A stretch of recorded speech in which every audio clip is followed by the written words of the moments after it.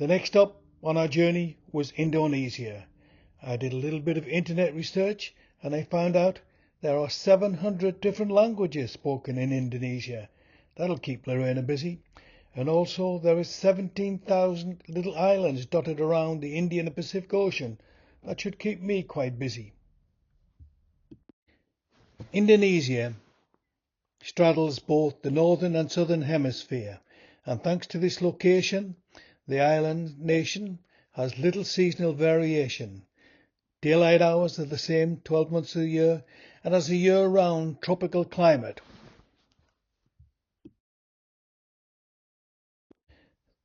Three little things you should know about is your passport. It needs at least 6 months and have 2 blank pages. You need proof of a return and onward flight. Booking is mandatory. You may also be asked to show proof of sufficient funds. That would be $2,000 US. Visa upon arrival is available for a stay of 30 days. Cost approximately $32. Also, you can extend it to make it 60 days. We took a flight into Jakarta, and this map shows you what we'll be doing for the next 30 days. And as always, with the Boyles, there will be deviations. The second map is Bali, and we'll be ending our stay in Indonesia, in Bali, somewhere. Jakarta is a big, busy city. On the next 4 slides, I've sold you some Indonesian landmarks I suggest you try and see, and also they have many beautiful gardens which are well worth the visit.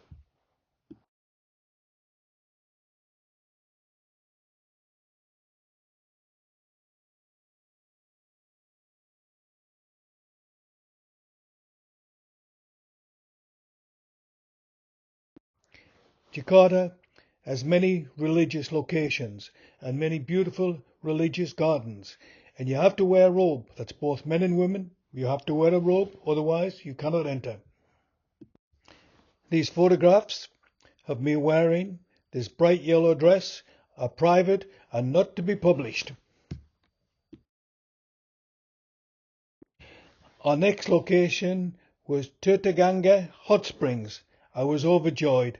Gave me the opportunity to remove my bright yellow dress and get into the hot water. The next 3 days we spent learning about nature at the Soliman Nature Reserve. I now know how to grow rice and make bread. A very, very worthwhile time. You also have to take your hat off to the ladies in this photograph. They're out at the crack of dawn and are still out there when it's getting dark. They never stop working.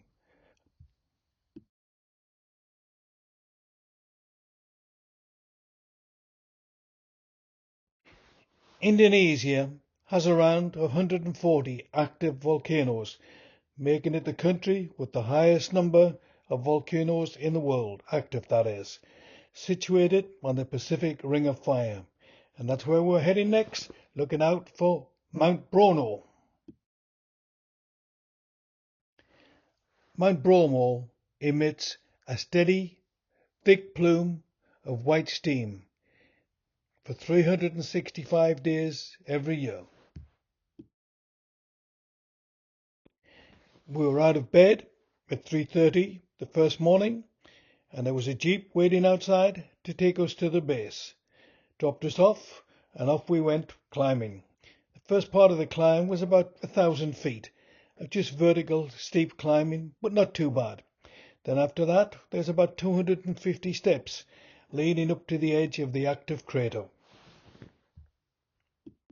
These next 2 slides are the steps that you must climb to get to the top of the crater. Of course, when we started in the morning, it was still dark.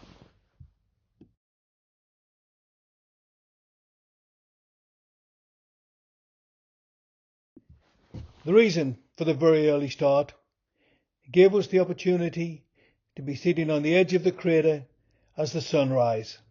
It was a very worthwhile experience, and the sunrise was beautiful.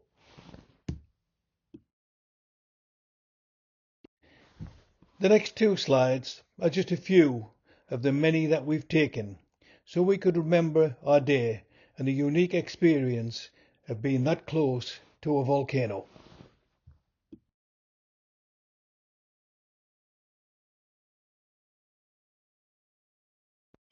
As we left, we stopped and paid our respects to the two gentlemen who died on June the 8th, 2004 in the shelter on the left-hand side. The lava burned them to death.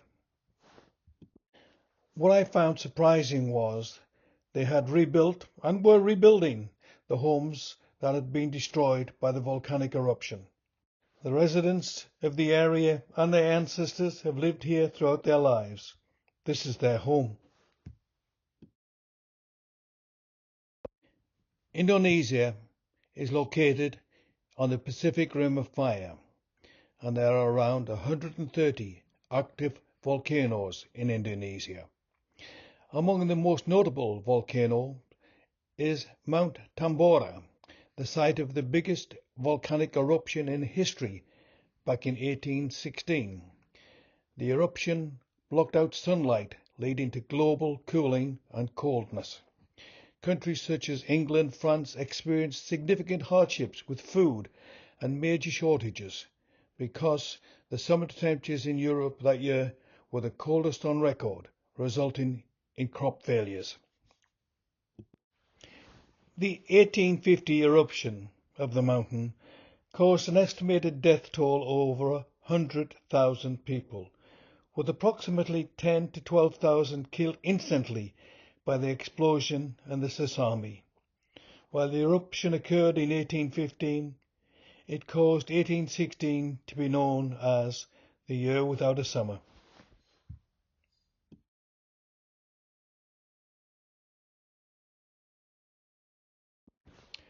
When we left Mount Bruno, the small road that we were travelling on had experienced an avalanche. So the little bus, we had to get out and climb over the avalanche. I couldn't help but keep looking up to make sure there was nothing else coming. It was a very difficult climb, it was muddy and awful, but we made it.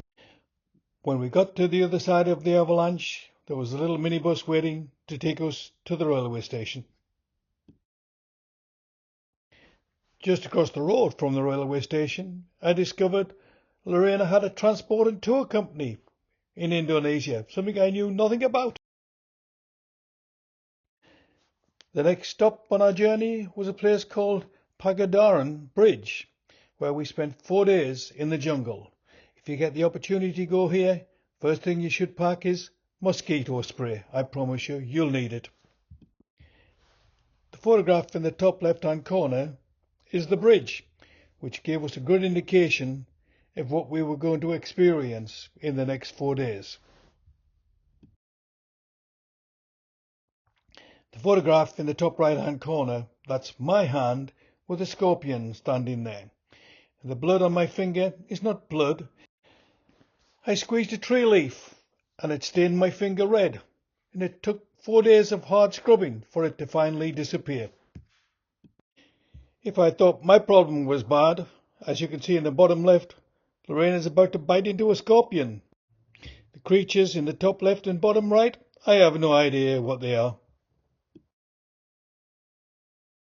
On this slide, it shows you our only form of transport to get to the beach.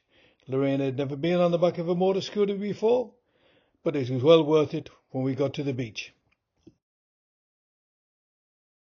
We soon discovered if we wanted milk, it had to come out of a coconut, and we weren't very good at that at first. By the time they showed us what to do, we were experts. On the top right, that's me climbing the tree to get some more coconuts.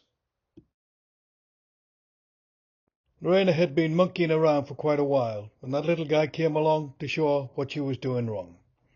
The photograph in the top right, they're rice biscuits, and they're being packed into packages to ship to England and places like that.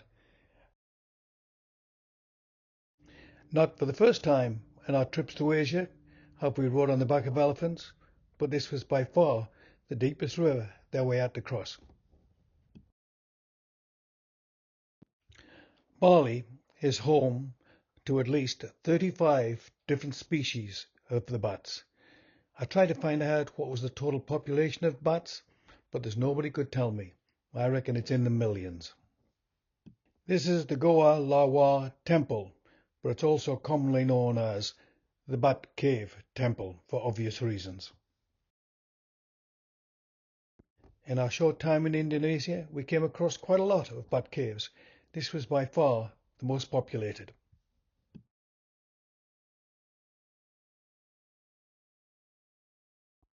The last stop on our journey was Komodo Island to see the largest living lizard in the world.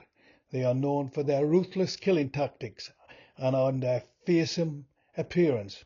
Just seemed like a holiday thing to do. On top of the dragon being very aggressive and very, very big, they also have venomous bites.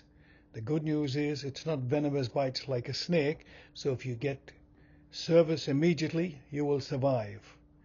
They actually coexist on Como Island with about 1,800 people living alongside the dragons. I'm led to believe that purchasing a house on Como Island is very, very inexpensive, and I wonder why.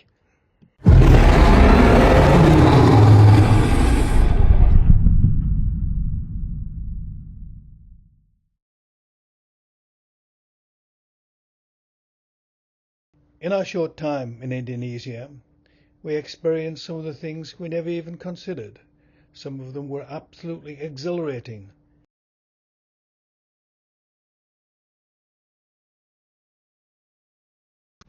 Thank you for your time, and I hope you found it informative and interesting.